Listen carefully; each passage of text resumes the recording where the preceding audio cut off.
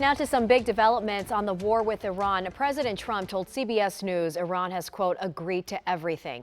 He says the two sides are expected to meet this weekend, and it comes after Iran's foreign minister announced earlier that it would reopen the Strait of Hormuz to commercial traffic.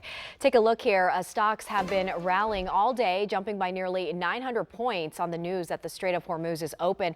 Oil prices have also fallen nearly 10%. Natalie Brand has more details from the White House.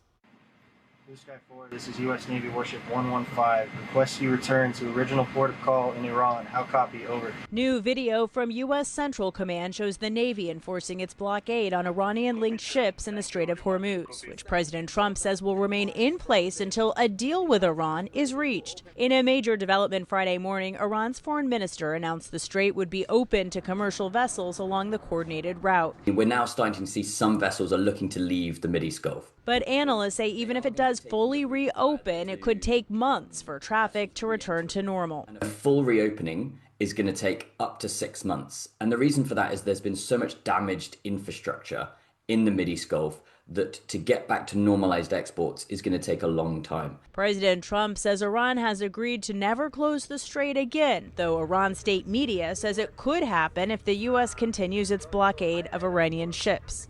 The president, in a phone call with CBS News today, said Iran has agreed to everything, including to stop enriching uranium forever. He also said the U.S. and Iran will work together to remove the enriched uranium currently in the country, but insisted it would not involve U.S. ground troops. Oil prices dropped more than 10% on Friday's developments, but voters where President Trump is traveling in the Southwest say they still feel the pinch. I actually voted for Trump, and, it was funny because he said, under Biden, gas would hit $7. I know in California it's at $7. Here in Vegas, it got up to over $5. Gas prices are astronomical. Food prices, grocery prices. We have two sons that are in their 20s that I fear for them. The Trump administration continues to argue the disruptions are short-term, months ahead of the midterms. Natalie Brand, CBS News, the White House.